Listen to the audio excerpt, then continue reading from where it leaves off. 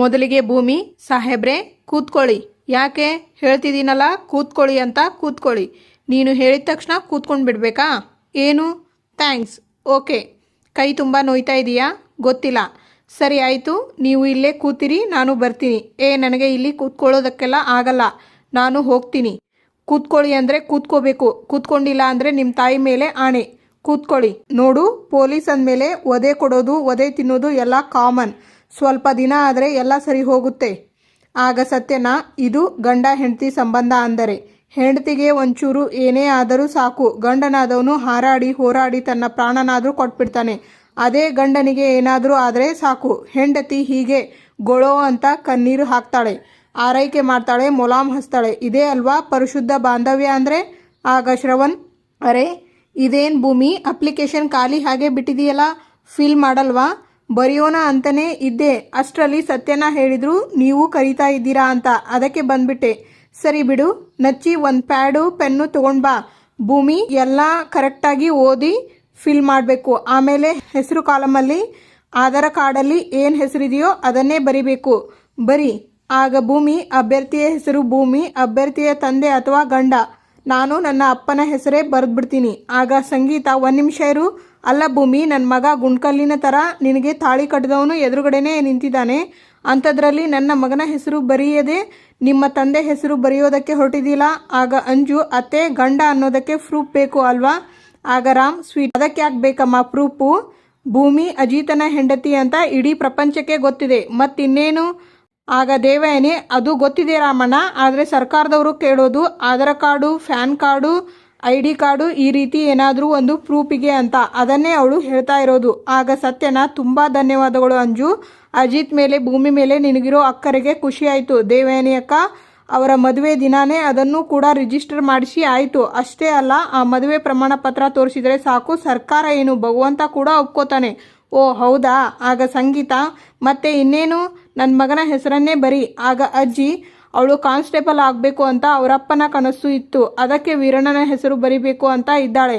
ಆಗ ಶ್ರವಣ್, ಒಂದು ವೇಳೆ ಅವಳ ತಂದೆ ಬದುಕಿದಿದ್ರೆ ಗಂಡನ ಹೆಸರನ್ನೇ ಬರೆಯೋದಕ್ಕೆ ಹೇಳಿರೋರು. ಭೂಮಿ ಅಜಿತ್ ರಾಮನಾರಾಯಣ್ ಅಂತಾನೆ ಬರಿಯಮ್ಮ. ಆಗ ಭೂಮಿ ಅಜಿತ್ ರಾಮನಾರಾಯಣ್ ಅಂತ ಬರೀತಾರೆ, ಎಲ್ಲರೂ ಕ್ಲಾಪ್ಸ್ ಮಾಡ್ತಾರೆ. ಆಗ ಶ್ರವಣ್, ನೋಡಿದೆಯಾ ಭೂಮಿ, ಅಜಿತ್ ಹೆಸರು ಬರಿತಿದ್ದ ಹಾಗೆ ಶಾರದನಿಗೆ ಎಷ್ಟು ಖುಷಿ ಆಗ್ತಿದೆ ಅಂತ. ಆಗ ಪಲ್ಲವಿ, ನಮ್ಮ ಶಾರದಾ ಅಮ್ಮನಿಗೆ ಬುದ್ಧಿ ಕೆಲಸ ಮಾಡ್ತಿಲ್ಲ ಅಂದರೂ ಮನಸ್ಸು ತುಂಬ ಚೆನ್ನಾಗಿ ಕೆಲಸ ಮಾಡ್ತಾ ಇದೆ.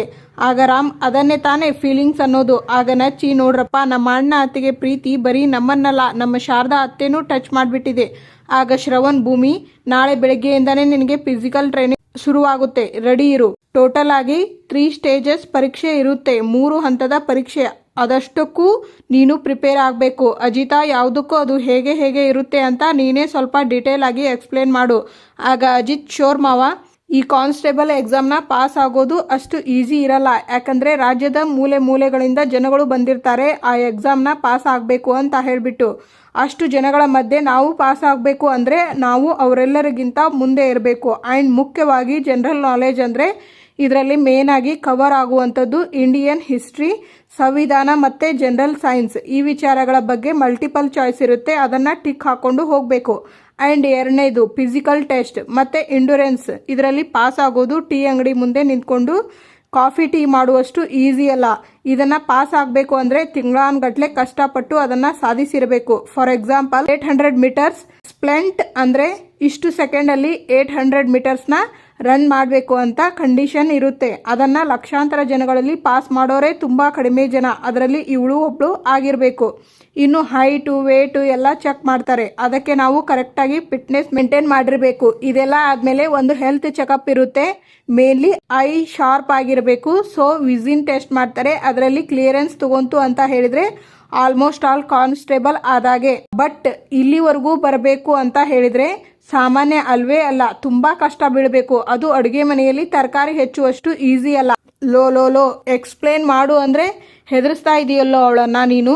ಮಾವ, ಹೆದರಿಸ್ತಿಲ್ಲ. ಕಾನ್ಸ್ಟೇಬಲ್ಗೆ ಸೆಲೆಕ್ಟ್ ಆಗಬೇಕು ಅಂತ ಹೇಳಿದರೆ ಎಷ್ಟು ಕಷ್ಟ ಇರುತ್ತೆ, ಅದರ ಮೈಂಡ್ ಸೆಟ್ ಇಲ್ಲಿದ್ದರೆ ಸಾಕಾಗಲ್ಲ, ಅಲ್ಲಿರಬೇಕು ಅಂತ ಈಗಲೇ ಡೀಟೇಲ್ ಆಗಿ ಹೇಳ್ತಾ ಇದ್ದೀನಿ, ನೀವು ಹೇಳಿದ ಹಾಗೆ. ಆಗ ಸಂಗೀತ, ಅಯ್ಯೋ ದೇವ್ರೆ, ನೀನು ಹೇಳೋದು ಕೇಳ್ತಿದ್ರೇನೆ ಭಯ ಆಗ್ತಿದೆಯಲ್ಲೋ, ಇಷ್ಟೆಲ್ಲ ಟೆಸ್ಟ್ಗಳು ಇದೆಯಾ ಅವಳಿಗೆ?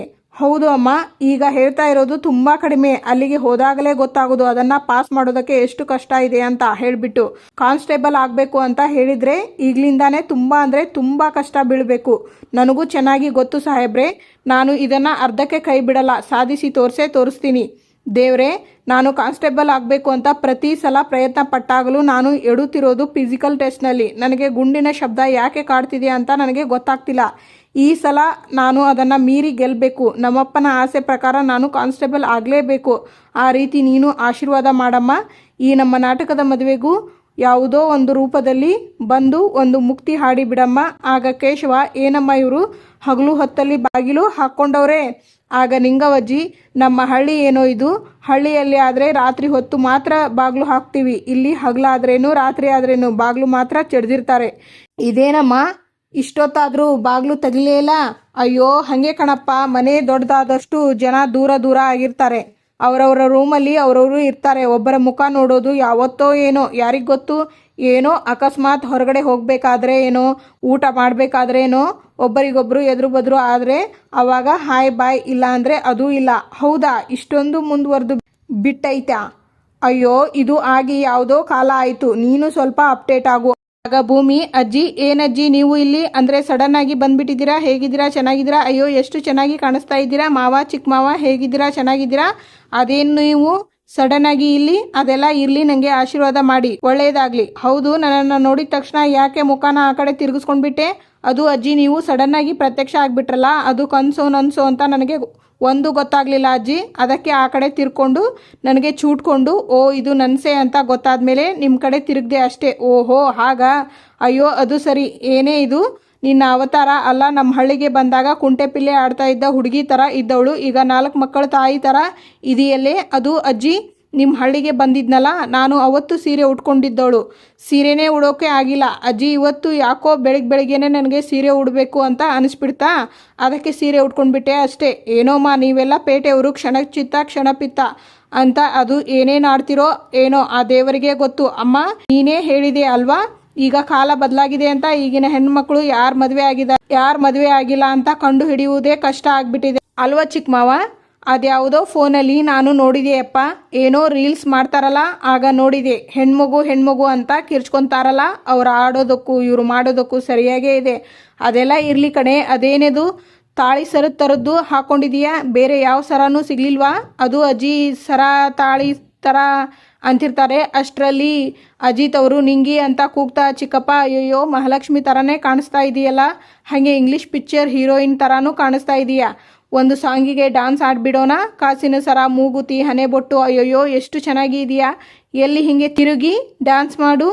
ಎಲ್ಲ ಮರ್ತು ಹೋಗಿದೆಯಲ್ಲ ನೀನು, ತಲೆ ತಿರುಗ್ತಾ ಇದೆ ಬಿಡಪ್ಪ. ಹೆಂಗಿದೆಯಪ್ಪ? ನಾನು ಸಖತ್ತಾಗಿದ್ದೀನಿ. ಸುಸ್ತಾಗಿ ಬಿಟ್ಟಿರ್ತೀಯ ನೀನು ಟ್ರಾವೆಲ್ ಮಾಡಿ. ಒಳಗಡೆ ಹೋಗಿ ಮಾತಾಡೋಣ ಬಾಬಾ. ನಿಂತ್ಕೋ, ಮಾತು ಮರೆಸ್ಬೇಡ, ನಿಂತ್ಕೋ. ಅಲ್ಲ ಕಣೋ, ಆ ಮಗುಗೆ ಒಂದು ಒಳ್ಳೆ ಸರ ಕೊಡಿಸ್ಬಾರ್ದಾಗಿತ್ತಾ? ಅದು ಏನೋ ಅದು ತಾಳಿ ಸರ ಹಾಕೊಂಡಿದ್ದಾಳೆ ಅವಳು. ಯಾಕಪ್ಪ? ಅಜ್ಜಿ ನಿಮಗೆ ಏನಂತ ಹೇಳಿ ಅಜ್ಜಿ, ಈಗ ಜಂಜಿ ಟ್ರೆಂಡ್. ಆ ಟ್ರೆಂಡ್ ನಮಗೆ ಅರ್ಥ ಆಗಲ್ಲ. ಇದು ಮನೆ ಒಳಗಡೆ ಹೋಗ್ಬಿಟ್ಟು ಆಮೇಲೆ ಮಾತಾಡೋಣ, ಆರಾಮಾಗಿ ಕೂತ್ಕೊಂಡು. ಬನ್ನಿ ಅಜ್ಜಿ, ಬನ್ನಿ ಚಿಕ್ಕ ಮಾವ, ಅತ್ತೆ ಮಗಳೇ ಕರ್ಕೊಂಡು ಹೋಗು. ಅಜ್ಜಿ ಕೂತ್ಕೊಂಡು ಕಾಫಿ ಟೀ ಎಲ್ಲ ಒಟ್ಟೊಟ್ಟಿಗೆ ಕುಡಿತೀರಾ? ಅದ್ಯಾಕೋ ಹುಚ್ಚನ ಥರ ಆಡ್ತಾ ಇದೆಯಾ? ಅಲ್ಲ, ಹಳ್ಳಿಗೆ ಬಂದಾಗ ಎಷ್ಟು ಆರಾಮಾಗಿ ಇದ್ದ, ಆರೋಗ್ಯವಾಗಿ ಇದ್ದ. ಇವಾಗ ನೋಡು ಹುಚ್ಚಿನ ಥರ ಬೆಬೆ ಅಂತ ಇದ್ದಾನೆ. ಎಲ್ಲ ಎಲ್ಲಿ ಹೋದ್ರು? ಯಾರ ಮನೆಯವರು? ಅಮ್ಮ, ಅಪ್ಪ, ಅತ್ತೆ, ಮಾವ ಎಲ್ಲ ಒಟ್ಟೊಟ್ಟಿಗೆ ಬಂದ್ಬಿಡ್ರು. ಮೊದಲು ಸಂಗೀತನ್ನ ಕರಿಯೋ ಅಮ್ಮ ಅಂತ ಅವರನ್ನೇ ಕೂಗಿದ್ದು. ನಾನು ಸಂಗೀತ ಅಂತ ಕೂಗೋಕೆ ಆಗುತ್ತಾ? ಚಿಕ್ಕಪ್ಪ ಕೂತ್ಕೊಳ್ಳಿ ಚಿಕ್ಕಪ್ಪ. ಆಗ ಸಂಗೀತ, ಏನೋ ಹಾಗೆ ಕೂಕೊಂತ ಇದೆಯಾ? ಏನಾಯಿತು ಅತ್ತೆ? ಅಮ್ಮ ಸಂಗೀತ ಹೇಗಿದ್ದೀಯಾ ನನ್ನ ತಾಯಿ? ನಾನು ಚೆನ್ನಾಗಿದ್ದೀನಿ ಅತ್ತೆ, ನೀವು ಹೇಗಿದ್ದೀರಾ? ನಾನು ಚೆನ್ನಾಗಿದ್ದೀನಿ ಅಮ್ಮ. ಚೆನ್ನಾಗಿದ್ದೀಯಾ ಅಮ್ಮ? ಹೋಗೋ, ಮಾತಾಡಬೇಡ ನೀನು. ಭೂಮಿ. ಆಗ ರಾಮ್, ಮನಸ್ವಿನಿ. ಮನಸ್ವಿನಿ, ಯಾಕೆ ಆ ರೀತಿ ಓಡಾಡ್ತಾ ಇದ್ದೀಯಾ? ಬಾಯಿಲಿ ಬಂದೆ, ನಾನೇ ಮನಸ್ವಿನಿ. ಆಗ ಕೇಶವ, ಎದುರು ಬದ್ರು ಬಂದಾಗ ಮಾತ್ರನೇ ಅಣ್ಣ ತಮ್ಮ ಒಂದೇ ಕುಟುಂಬ ಅನ್ನೋ ಸಾಂಗ್. ಹಳ್ಳಿಯಿಂದ ಬಂದಮೇಲೆ ನಾವ್ಯಾರೋ ನೀವ್ಯಾರೋ ಅಲ್ಲ?